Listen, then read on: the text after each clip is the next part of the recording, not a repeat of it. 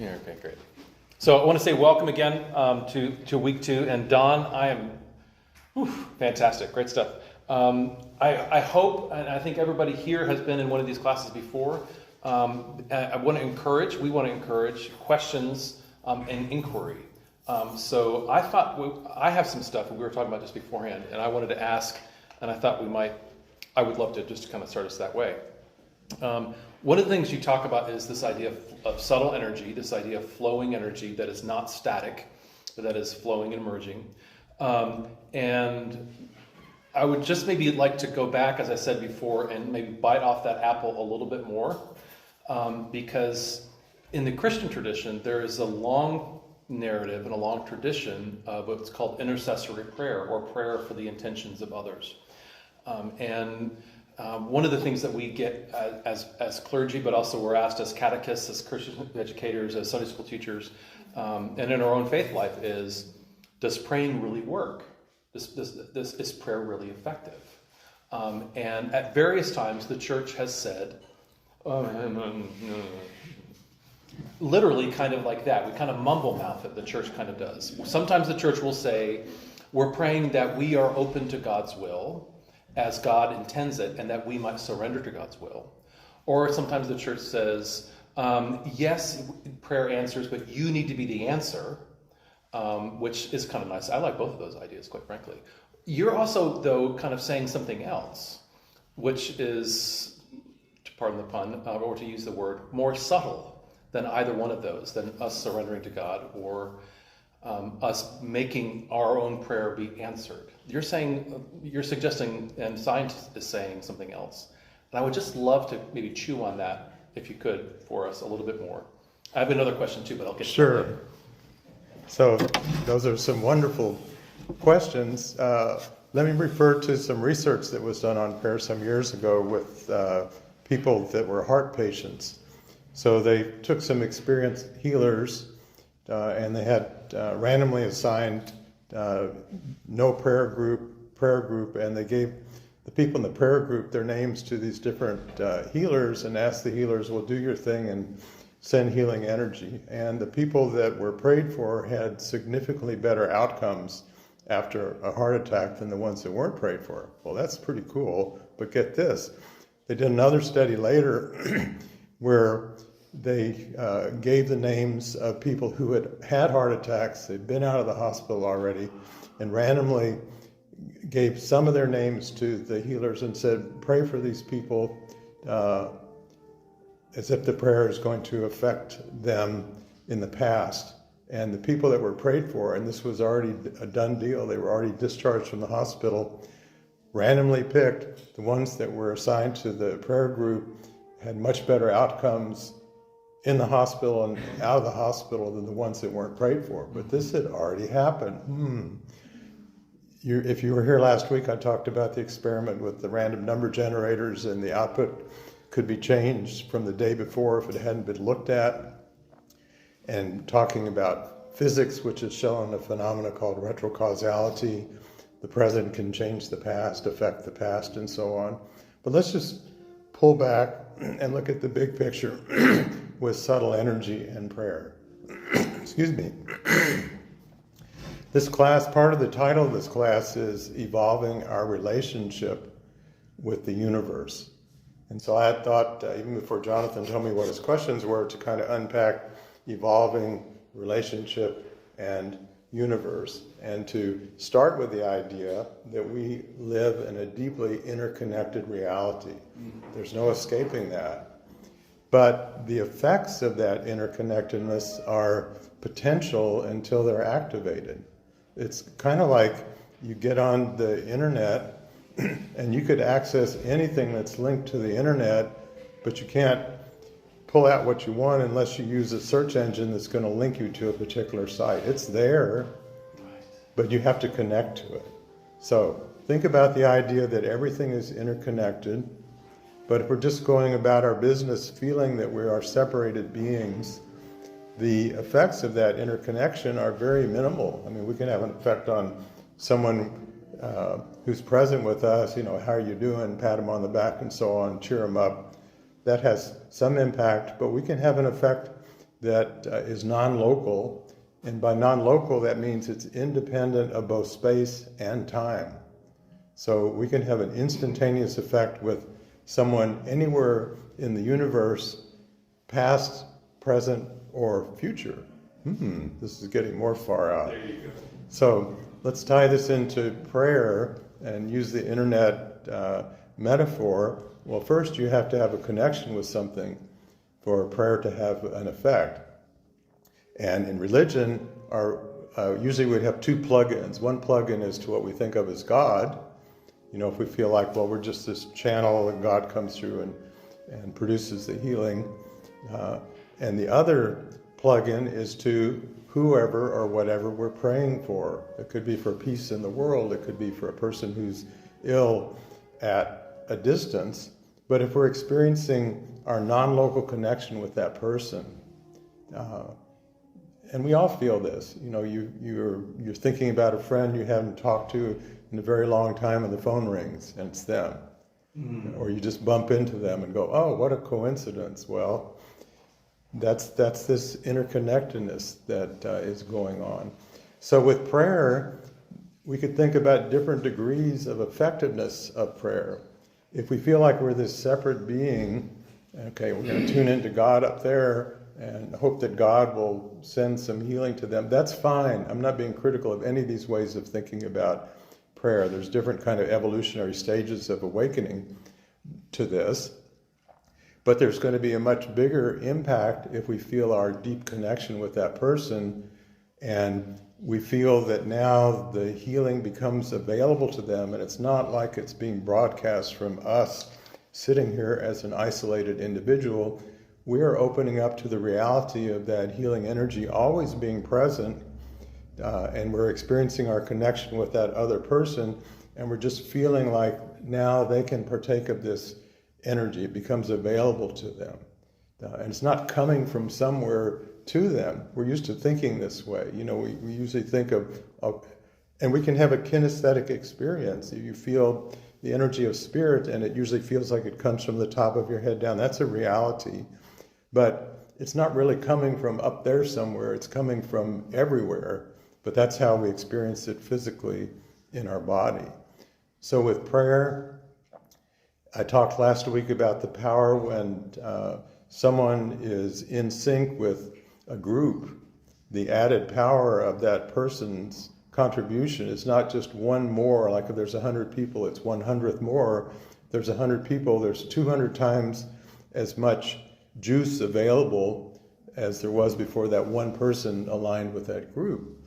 So now, if we're feeling that our prayer is not just as this isolated individual, but we're opening to all the beings who are praying for healing everywhere in all times, one of you, maybe hundreds of millions of those beings, now the added contribution is enormous. So we're making a change and bringing in the science arm. I talked last time about research that's measurable, that shows whenever subtle energy is linked with what we think of as ordinary reality, now there's new possibilities that are opened up that were not available from what we thought were the fixed, immutable laws of physics. Things can now happen that couldn't happen before, and we usually think of them, well, that was a miracle. You know, that's an anomaly. Well, it's not really an anomaly. It's only an anomaly because we're so used to thinking the world is the way that we thought it was, but it's not the way that the world is. The world is always, or mostly I should say, in a much richer space of possibilities than the world that we inhabit by virtue of the filters of our physical senses, our concepts, our emotions, all that we've been taught, and so on. So we don't realize all these other things that are available. So now there's multiple levels of reality on which the effects of prayer can take place. And once again, they're not coming from us as this separated individual. In fact, both mysticism and science now would say it's an illusion to think that you ever could be isolated from everything else. It's impossible you can live in a construct that you're isolated from everything else, and that's the way your life will seem to be, but you're just kind of closing your eyes to a deeper reality. And once you awaken to that deeper reality, the world is transformed. You are living in a transformed world in which what previously thought seemed to be miraculous is now natural. It's a natural way of being, but we live in a very unnatural way of being in the world, and almost everybody in the world does. And there's such a power from the collective consciousness of that illusion of separateness that it's hard to get out of. And that's why in all the different spiritual traditions there have been practices which we can now think of almost as like technologies that have been developed over centuries to wake us up from this illusion. And these technologies, because they belong to, in quotes, different spiritual traditions, are couched in the terminology and the mythology and the imagery of the particular religion, because we have to have a way of relating to it. And that's only natural. So we have to have a way of things making sense to open to a higher degree or order of experiencing. There's Ibn Arabi, who was this incredible mystic that I've talked about before, that lived hundreds of years ago, talked about when people die, they're going to experience the God of their religion. That's what they will see, and they wouldn't be able to recognize it if God came to them in the form of another religion, because they think these are all separated things, but the reality of this God is far beyond any of the images that they'd had, even in their particular religion, but you've got to have a way of relating to it. We have to have a frame of reference that makes sense. We have to have a story that makes sense, both our own story, but also the story of the world that we live in. And the Sufis call this the allegory of our soul. It's the story of our life that has gone on before we came into this world, and which will continue after we leave this world. And usually we think we're just kind of passively witnessing this story unfolding. Okay, this is, and we think, well, this is how I am, and so we have an expectation of how things are going to be. And we don't usually have an expectation that things are going to be very different than the way they were before. But when we have a breakthrough experience that could either be an incredible mystical experience, or it could be a heavy-duty trauma, a death of a loved one, a serious illness, a loss, everything gets destroyed by a tornado, you lose all of your possessions, something that just shakes you to the core of your being. And then the old ways of looking at things, you go, that doesn't work anymore. And now you're in an in-between state. And this could be experienced as what in Christianity is called the dark night of the soul. But it's really analogous to here's the caterpillar, now here's the chrysalis, in which the caterpillar is literally liquefied. And if the caterpillar was conscious during this, it'd be thinking, oh my God, what's happening to me? I'm disappearing, I'm melting, I'm dissolving, but it couldn't possibly know the butterfly that was going to emerge. So I'm going to be talking more in future classes about something called self-organization and chaotic systems, and how reality is always seeking to organize to a higher level of being. Okay, so now let me do a little segue to the big stories of the universe and the different ways of looking at reality. And the nature of God is modeled in different traditions, whether it's religion or spirituality and mysticism, after the understanding of the universe at that time, of the model of the universe. So one model, and in Buddhism they say don't mistake the pointing finger for the moon. It's a model. It's not, you can't ever say what reality with a capital R is. You can say, well, it's like this, it's kind of like that. So one model is a static universe in which God is unchanging. God is perfect. God is unaffected by what goes on in manifestation. What we do has no effect on God. What we do certainly has an effect on ourselves. In Hinduism, there's a model which is one of a cyclic universe. And there's the notion of Brahma, the creator, Vishnu, the preserver, Shiva, the destroyer, and there's these cycles of existence called kalpas, which I think are 10 billion years or something like that. But in traditional Hinduism, the universe is created, it's the dance of God, it's a play, it's Maya, it's illusory in a sense, and then it gets destroyed and it goes back to the deep sleep of God, and then it starts up again. But in traditional Hinduism, nothing is carried over because God doesn't change, it's just kind of the play, and it starts over again. Well, in this wonderful book that I read some years ago called K.A., and I've never seen this anywhere else, talking about Hinduism, the author recounts some of the myths of Hinduism, but he says what happens is at this, when there's the end of a cycle and the universe is destroyed, the seeds are carried forth of all the wisdom that's been acquired in that previous universe, and that's the starting point of the next universe. Well, this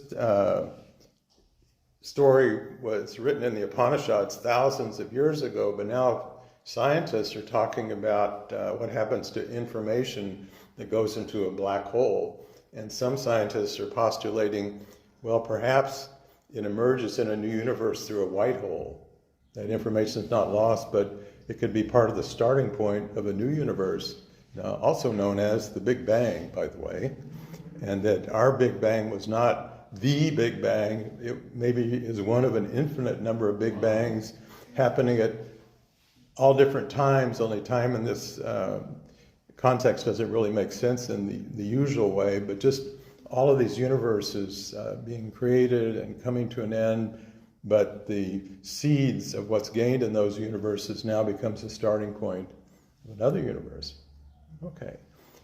And now thinking is turning for a lot of mystics as well as scientists to say that we live in an evolutionary universe. In fact, Seth Lloyd, I may have mentioned this last week, is a computer scientist at MIT, and he's postulated that the universe is like a giant quantum computer. And then this was an article in Scientific American, by the way, not the National Enquirer, Scientific American. And he posed the question, well, what is the universe computing? And he said itself. And basically he was saying the universe is seeking to know itself. Well, the Sufis said thousands or hundreds at least years ago that creation began because God was a hidden treasure desiring to know and be known. Well, that's a lovely poetic way of saying basically the same thing that Seth Lloyd is saying. The universe is seeking to awaken to higher and higher degrees of consciousness, as are each of us. Well, we usually think on our spiritual journeys that we're doing it for ourselves. I mean, that's the motivation for, I think, almost most people at least. It certainly was mine many years ago when I first got interested in meditation and mysticism. Well, I want to become enlightened. I want to become illuminated, and pursuing all these different pathways of study to try to get to what I thought was the point of it all. And it took me, I would say, some decades to wake up to realize, well, that's what I thought the point was. The point was not that. The point is that I am an integral part of an awakening reality, an evolutionary reality, and everything in that reality is contributing to that process of awakening to different degrees, depending on the scope of consciousness that each part has developed. So in a way, we could say that we are each part of a cosmic neural network, and unlike a usual neural network, each of the nodes is conscious, self-aware, and each of the nodes has something unique to contribute to the totality, and the totality is not separate from the nodes, and the nodes are not separate from the totality. Each is dependent upon the other. So each of us here, sitting here, those of you who are present for this class, are contributing to some wisdom that perhaps will be gleaned by our being together and the thoughts that are triggered in us, and then what carries forth from this. And what's really wonderful about this universe that we're in the wisdom that can come forth when two people, or more than two people, come into an alignment with each other, each maintaining their individuality, but being in a state of relationship. Part of the title, Evolving Our Relationship, being in a state of relationship that's not separated, but it's not disappeared either. So back to prayer. One form of prayer is just to feel, and again, this is fine. This is a valid form of prayer, is to feel like you're just an empty channel for God's healing power to come through. That's wonderful. But even more powerful than that is to realize that Pir Vilayat would talk about we are the eyes through which God sees, but then he said at a further stage we become the divine glance. That we become the glance of the divine in the world, and I can look and see all of you, all the wonderful lights of your being, and the wonderful glances that you have is unique. There's a unique form of light that comes through from each person. So when you have two people connecting that way, and they really get in sync, and there's an interplay of the light of their being, now there's wisdom that can come through that couldn't come from either person individually, no matter how evolved they were, no matter how much time they just spent doing their own practices. Same thing through prayer, same thing through whatever form of connection that we're having when we open to the reality that we are inescapably and forevermore in a deeply interconnected reality in which every part has an impact on every other part. And the impact of those relationships becomes available to everything in the universe. But just like the internet metaphor, it's available, but it's not accessible unless you know how to plug into it. So Pir Vilayat would talk about we can learn how to get into the consciousness of great beings. We can learn how to get into the consciousness of Christ or Buddha, other beings. But he said some of these beings are at such a, he used the metaphor of a high altitude, and I would say a high state of vibration, that we have to be able to raise our vibration to that level to be able to experience a communion with that being. And then we think of it as all the good stuff is coming from this being we're tuning into, but something I realized some years ago, whenever we have an experience like that, we couldn't possibly experience it unless that same capacity was already present within ourselves, and now we've just discovered it. We feel that within ourselves, and perhaps for a long time we think it's all about that other being that we're tuning into. And I'll go back to what Jesus said, all that I've done you can do and more, and he really meant that. But we pay attention to many, many, many other things that Jesus said or the disciples said, but that one not so much too. But what would happen if you take that to heart? So I thought of some questions that we're not going to take time to hear your responses, but these will all be on the recording, so you don't have to try to write them down. But these are things that you might want to think about. One, how would our spiritual experiences shift if our perception shifts from a sense of a dualistic relationship with God to a non-dualistic one? Even Arby stated that each person embodies a unique face of God, and that each person has the capacity to discover a unique aspect of divine wisdom that no other being in the universe has. Think about that. You have potentially access to something that's never been known and couldn't be known except through you, and God is the way we usually think about God, can't know it until it becomes a reality through your relationship with the universe. How would our experiences of prayer change if we learn to live in a reality in which non-local effects are constantly going on? It's not just, every now and then, and the amazing moments that happen here or there, or the synchronicities. What if your life was like, those are always available to you? How would our assumptions about life and death change if we discover a modality of awareness which is independent of our physical senses and does not operate through time and space?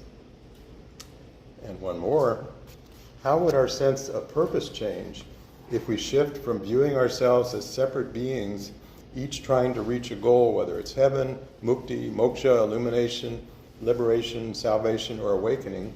We shift from that to one in which we discover how we are each unique aspects of the one being, working to further evolve and unfold the divine in manifestation. The Sufis talk about awakening of divinity and life. And the Sufis would say what we think of as God is continually desiring the discovery, as are we, to what's next. What's the next possibility? Instead of thinking of God being somewhere separated, and we think God is omniscient, God knows everything, the whole thing. And so God doesn't change. Well, instead of that, well, that can't be the story. The story is that what can be known hasn't come into existence yet. It's not sitting in some Akashic record somewhere. It becomes a reality through our experience. Our individual, unique experience is actually bringing about the conditions necessary for revelation to arise. Not revelation to be discovered, revelation to arise. So think about that one, that when you have a real breakthrough experience, think of it as not just how you think of you having this experience, but how you think of God at the same time as having the same experience and delighting in that discovery of what couldn't have been known. Prayer requires this relationship between what we think of as our individual self, and that can be an individual self in relationship with everything else, but that in connection with what I sometimes think of as the rest of ourself. We're beings that exist on many levels of reality, and we can never be separated from what we think of as God, because God's not something separated from us. We are each a unique aspect of the divine being. None of us can ever contain all of the divine being. In fact, what we think of as the divine being can never fully come into manifestation, because manifestation is finite.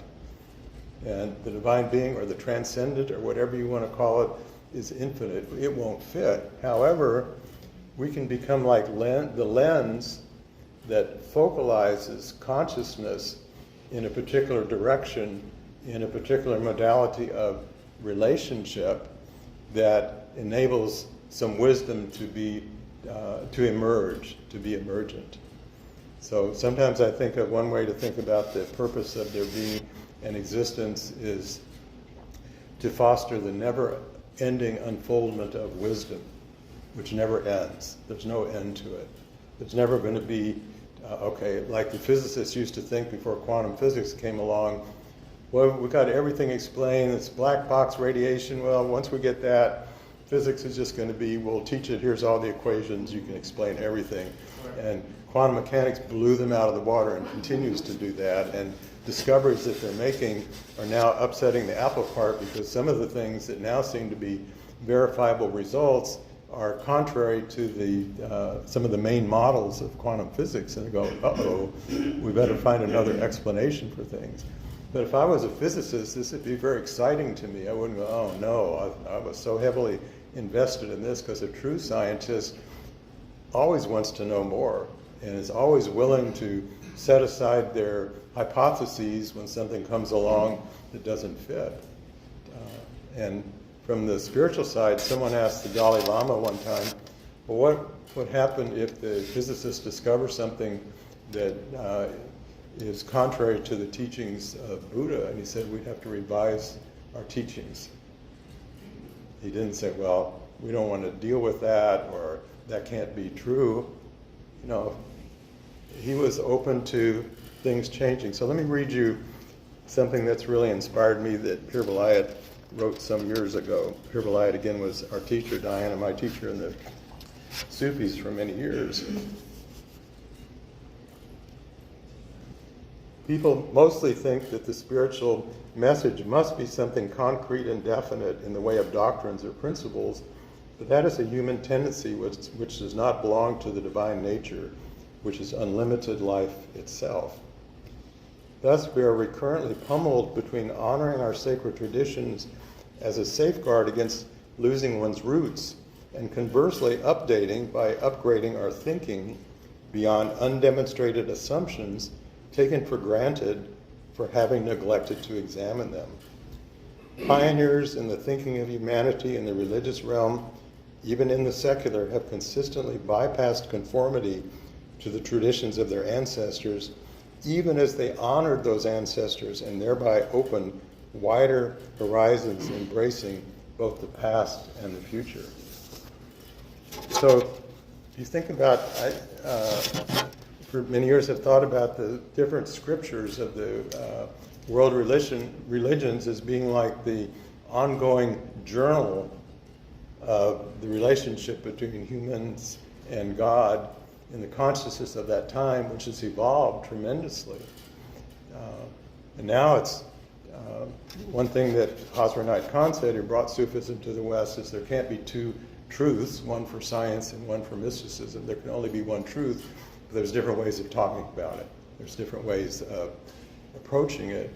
And now, as I mentioned last week, the thinking of most people is still stuck in the Newtonian clockwork universe, even among scientists, I'd say. But now that there's been so much evidence to show that is not the universe that we live in. That's old news. It's no longer valid.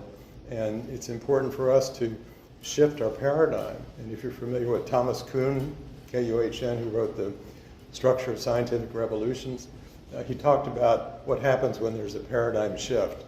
And at first, someone makes a breakthrough, and it's so contrary to the rest of the field, everybody says this person's wrong, they're crazy, can't be real. And then after a while, some people go, well, maybe there's something to it. And then after a period of time, everybody goes, well, I thought of that. And it becomes the thinking of the time. And so we're involved in I'd say now a multi-century paradigm shift in our thinking about the way that our universe is. And the choir leads. Yes. So I can no longer be preaching to the choir. And it's because they're rehearsing, not because of anything done. So in different religions, and I think this is something really wonderful, the names of God are based on the nature of the human's relationship to the way God is described. So I think I talked about this last time. In the Tree of Life, the Sephiroth in Judaism, there's a different name of God for each branch. But that name of God is descriptive of the relationship the human has who's achieved that degree of awakening and consciousness to the divine being. So it's a different name if you're just in your usual physical consciousness, and it goes on up. I didn't bring a list of all those. But we have so many different names. But we can't have a direct experience of the total absolute. I mean, there'd be no us to experience it if that could be. We can't be separated from it. So we experience what we think of as the divine, or you can fill in another word, the transcendent, the universe with a capital U, through a particular modality of relationship.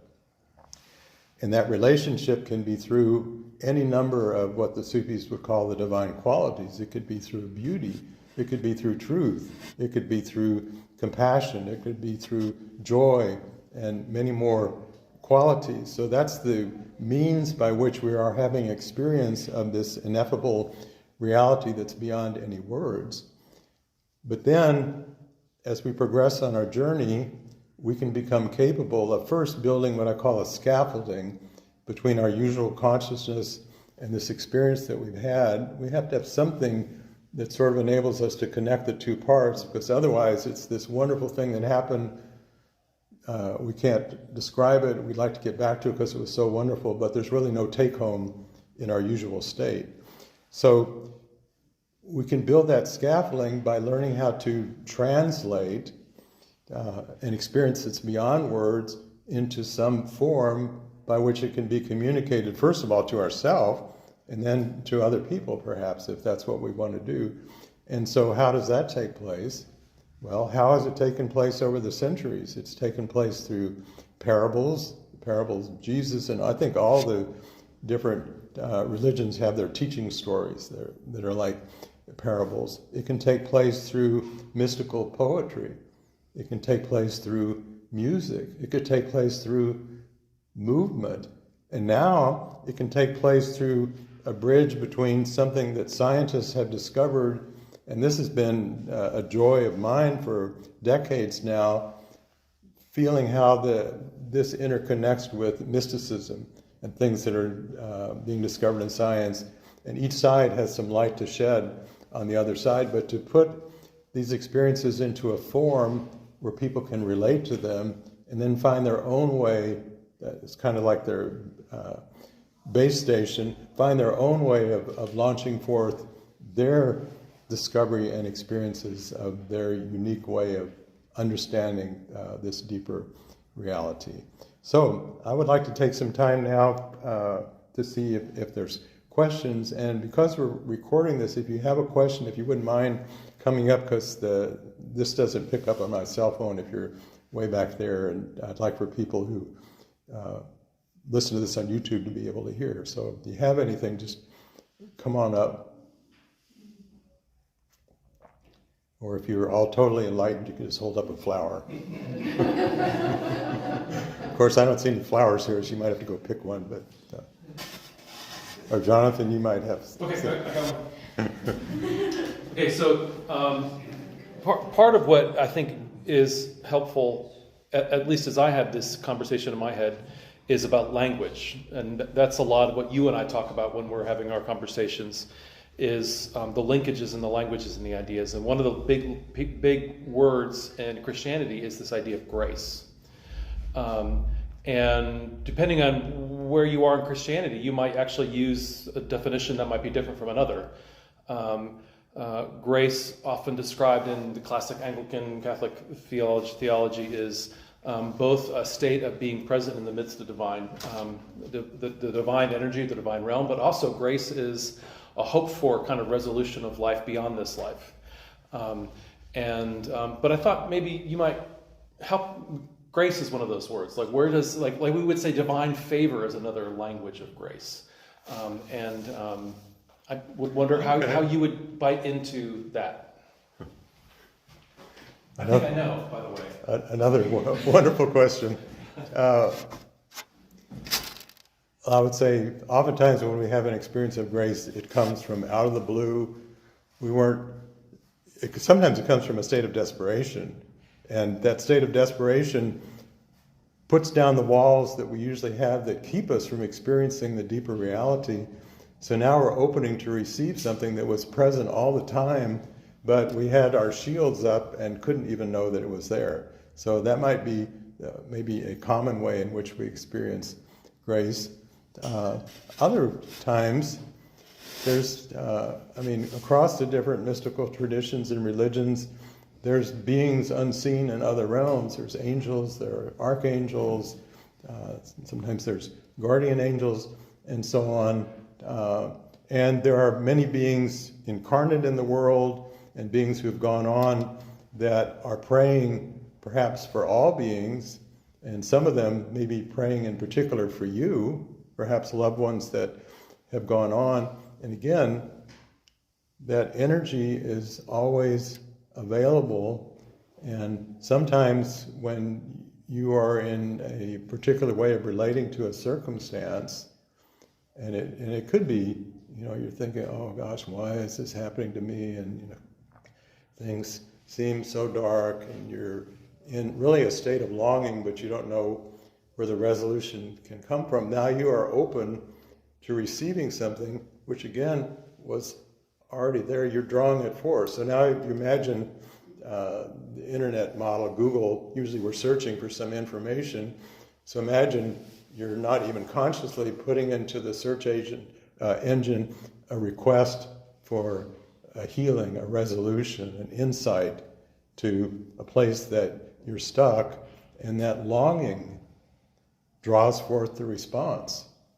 One beautiful thing that Pir Vilayat Khan said, he says, there's no desire of a human being that's not eventually fulfilled, if not in this life, then beyond. And he wasn't talking about, you want some Rocky Road ice cream, he was talking about the deep desire of the heart. And so because we live in an interconnected reality and everything is affected by everything else, then there is a response from the totality or aspects of the totality to a longing in a particular part. If you stub your toe, you don't have to know how the blood vessels work and all the healing processes in the body go on. That's going to take place and you're going to get a healing to your toe.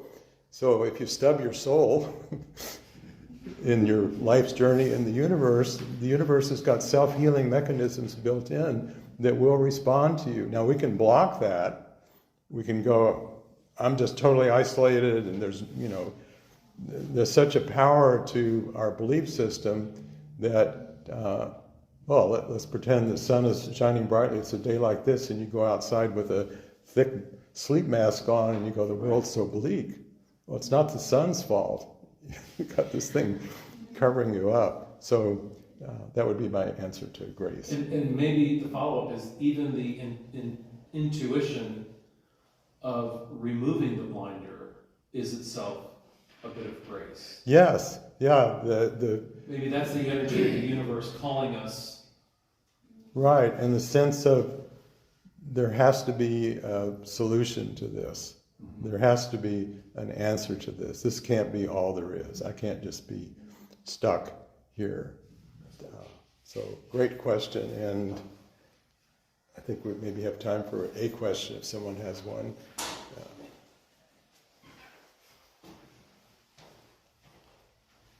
Just come over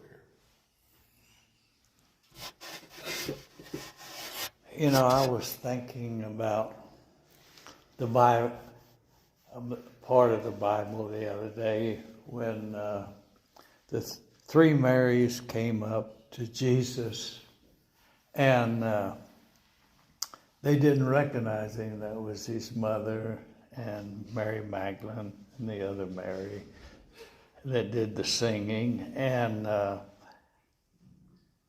got to thinking, why didn't they recognize him?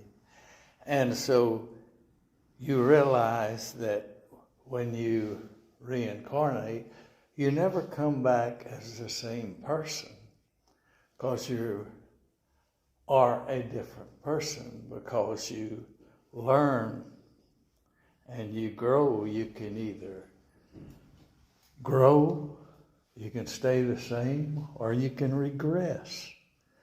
But Jesus, we never think or never speak about what he learned while he was teaching each and every one of us of love, how to love, and how to live, and the life that we should lead.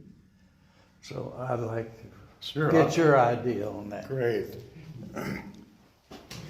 So I love that question, because I think I shared this last week. Ibn Arabi says that God told the Prophet Muhammad that he had to learn from his followers, because each of them had access to a part of the divine wisdom that the Prophet Muhammad couldn't have access to.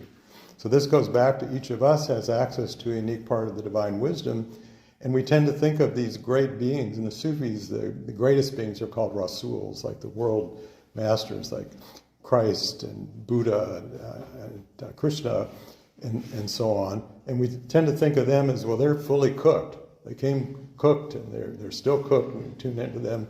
But they're never fully cooked, and thank God they couldn't be, because they're part of the evolution of the divine being throughout existence. And so everything is, I mentioned this last time, is like a Gabriel seeking to announce its unique divinity.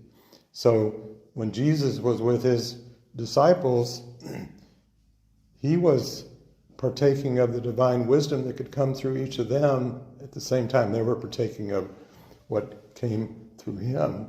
And that process never ends for any being.